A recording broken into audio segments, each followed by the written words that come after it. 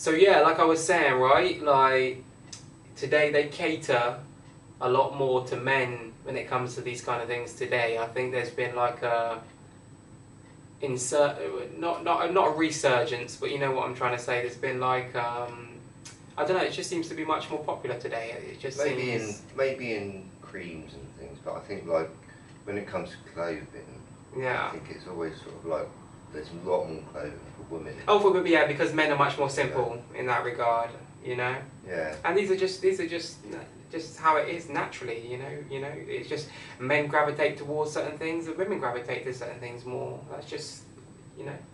Yeah, I find it like natural. If you look at the bird world, like peacocks and things, they're the males, and they're the ones that look pretty.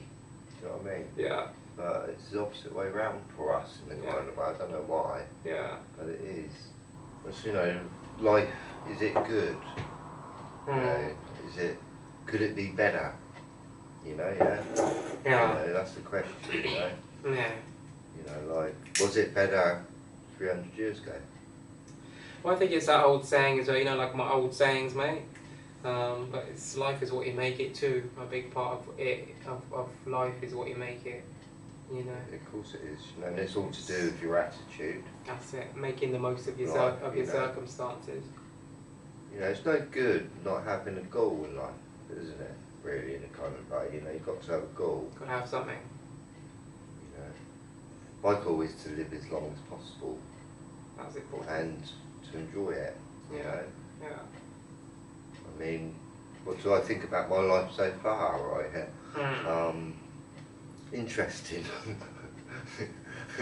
To say the least. I don't think, you know, like, I don't think it's not gone the way I planned it to go, and I don't think anyone's like that, does it? You know. Never does. No, you know, and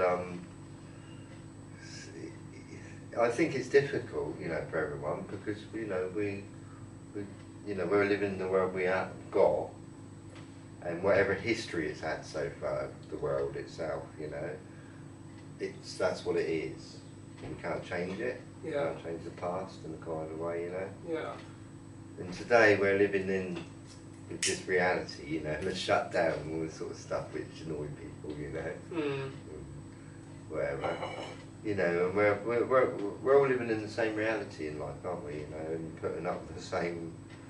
You know, we all got to walk on the same roads out there in a kind of way, you know, put up the same people. Well, I was going to say predominantly most people. You know, we're all looking at the people. Yeah, especially like you say 92% of the world's population is working class, or let's say 90% of the world's population is working class, so it's, like you said, most people are living the same kind of lives, working day in, day out, looking after their family, looking after their kids, doing what they have to do to survive, and you know, going around in the same cycle, trying to make sure that their bills are paid, you know, their rent's paid, or mortgage is paid, or you know, we could be living in a completely different planet, alright, with a completely different system that didn't have any bills. Well, I think we should let's distract the bills. We all live on this planet together, right? That's what I mean.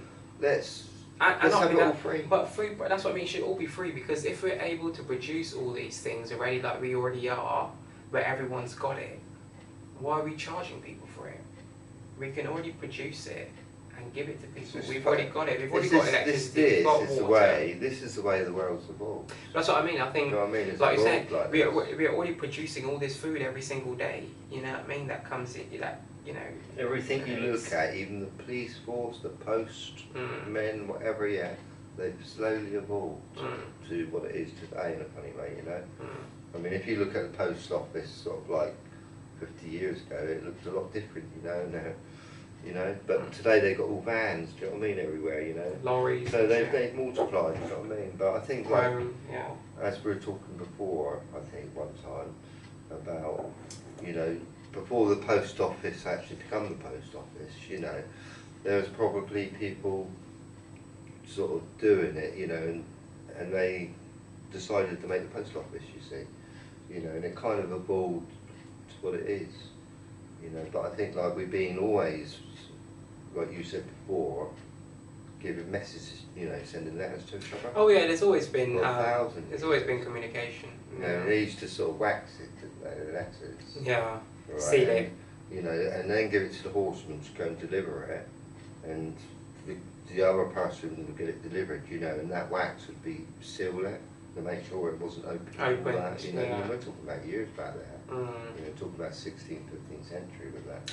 But it's the same principle even today where people seal letters. That's the whole reason. You've got a sticky top at the top. So It's all evolved. For you to seal it, you know.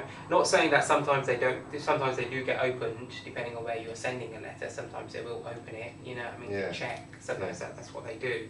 But most of the time, it will come unopened, you know. Yeah. It's all slowly evolved, isn't it? You know, everything you think about it to what it is today. Yeah.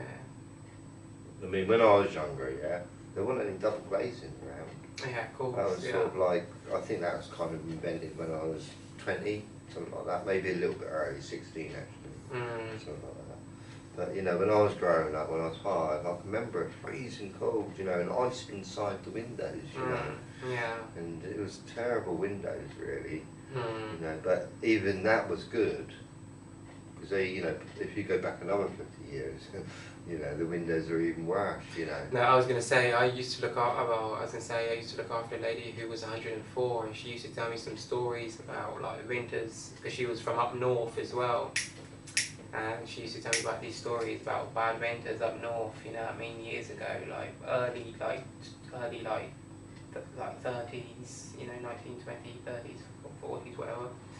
She said, yeah, you know, they'd had, like you said, ice in the house. You know, they would have like ice, you know, ice block. It'd be so cold, you know, condensation would build up so much that they'd end up with all these blocks of ice in their house. Like, you know, it'd be so cold, you know.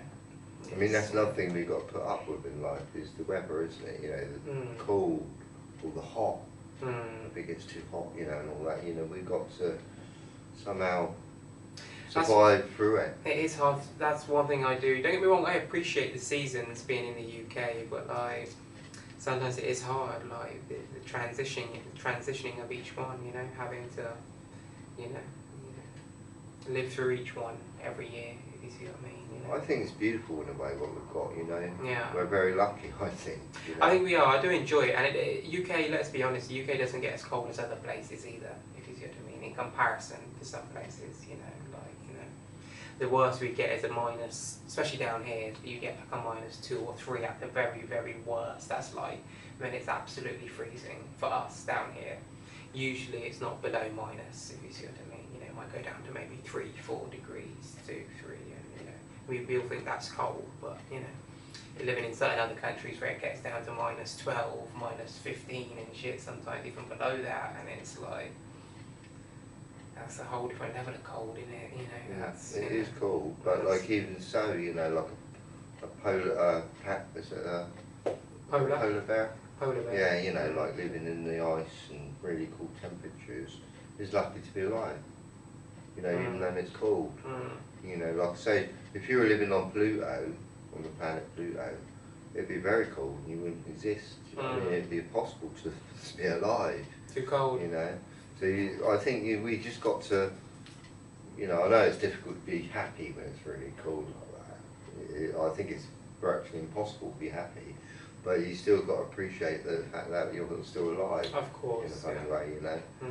And you've got to try and survive it, you know, and get through it, you know. I mean, that's the thing about, one thing that's always changing is the temperature of the oxygen. You know, every minute that goes by it's changing, it's getting hotter or colder, you know. Yeah. And it's been doing this for the last billion years, you know, if you go back in time. And if we're existing today, something's gone right, you know, where with this planet, if you see what I mean. That this planet, you know, it's cold in some places and hot in other places, whatever, but it's constantly sort of, you know, those hot spots are constantly changing wherever. And we're so lucky that you know, that we've existed this long. Yeah, it's true. You know, because if things got too hot, if the oxygen got hot, it just go into a big ball of flames, honestly. You know, the oxygen can get very hot.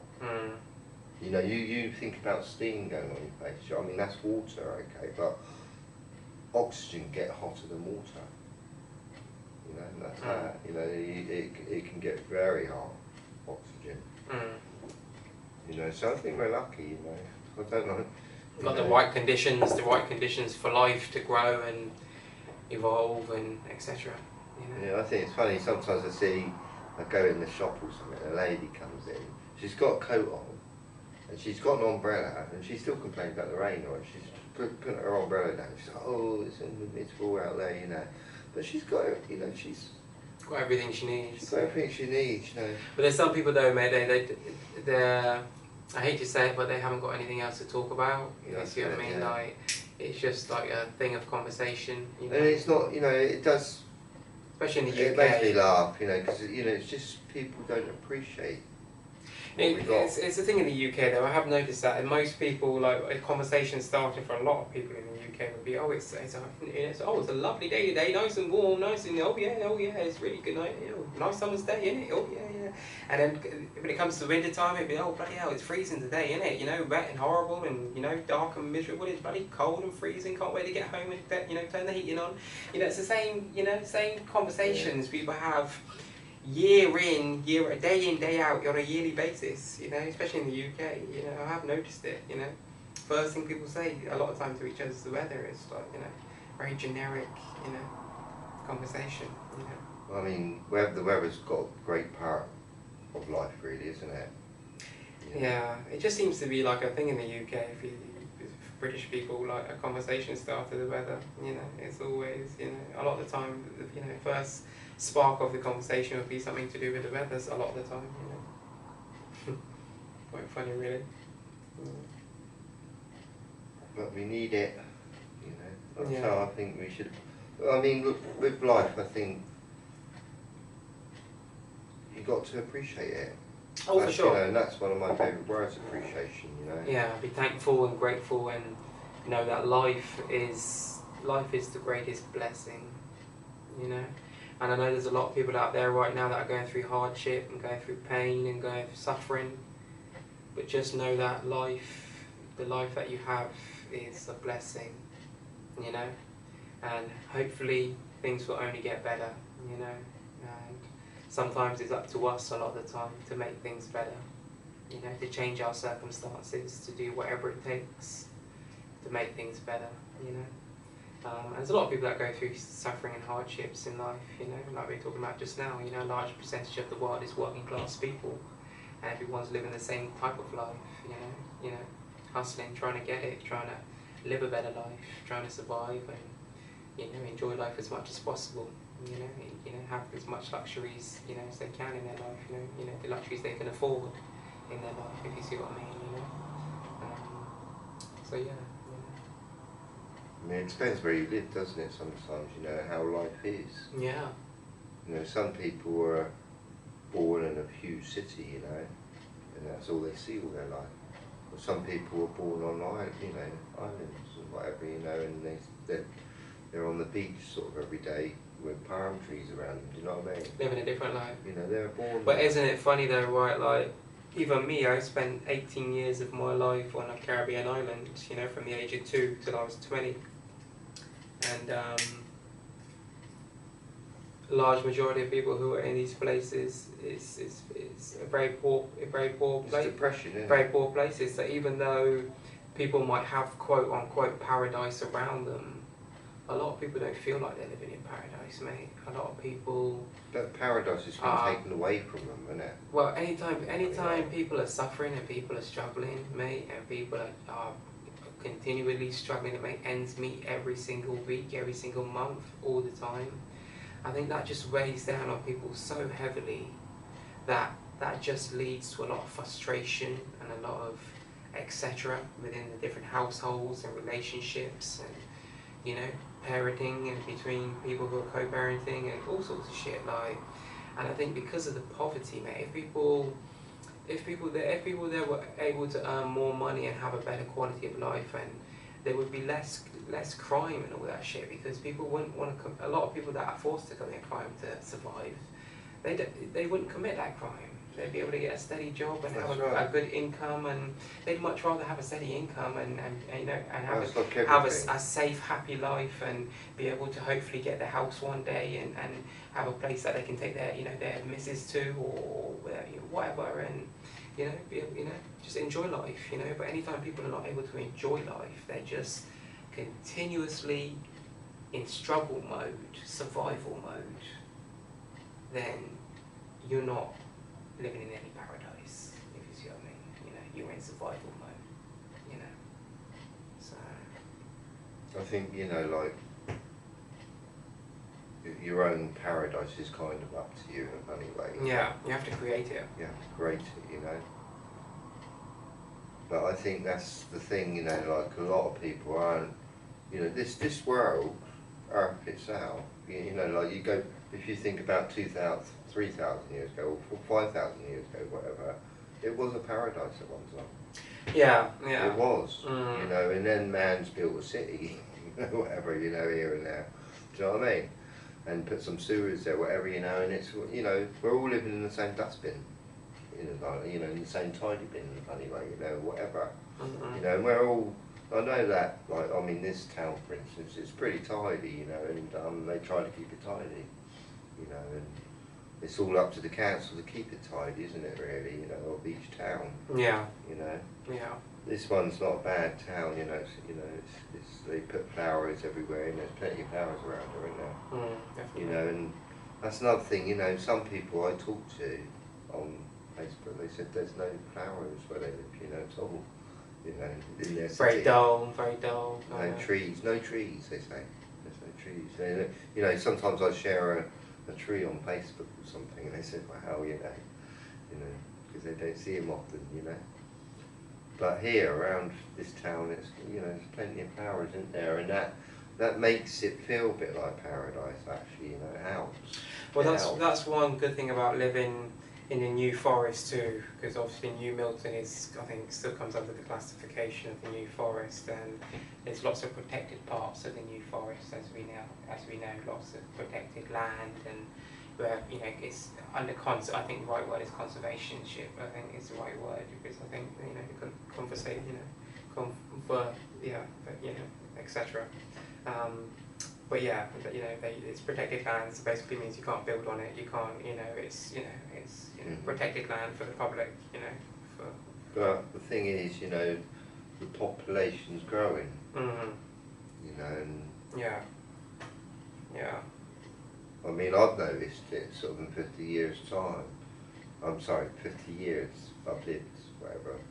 You know, I've noticed sort of like big estates being built here and there, do you know what I mean, to cater for the new population that's growing, if you see what I mean, the next generation, you know, and whatever. Yeah. You know, and I'm thinking, I mean, there's a housing crisis today, you know, there's so many people today that are trapped, like children, they're still trapped with their parents because there's no houses, or it's or just they a bit of can't, a trap. or they can't afford to move out. That's right, it's too expensive, you know, whatever, you know. I know there's people that are living in London that are just that are working and living at home with their parents because what they're earning they can't survive on in London, if you see what I mean. Well, not on their own, if you see what I mean. They'd have to live with someone else and share the rent and the bills and that in order to do it, if you see what I mean. But what they're earning isn't enough to pay for a flat every month, a one-bedroom flat every month, plus their bills and rent, bills and etc. So I wish I lived a life, alright, with the authorities who, you know, they were nice people. And there weren't no bills. You know, and people weren't adding up when they went home. They were enjoying themselves and parties. Well, even if people had to pay, I think it should just be more reasonable. I just think people are calculating too much. I think it's always this thing of people are happy to work. People are happy to work. People are happy to do all these things, as long as they feel like they're getting a reward from their work, if you see what I mean. But anytime people are working continuously year in, year out, and they're not getting anything for it apart from survival. All it is survival. They might be just keeping their head above the water and have enough money every month just to have a few luxuries that they might like to, a few more, if you'd be able to spend a little bit of money on luxuries here and there, things that they like or whatever, but that's it. There's a lot of people out there, mate, and a lot of households. There's not a lot of extra money for a lot of people.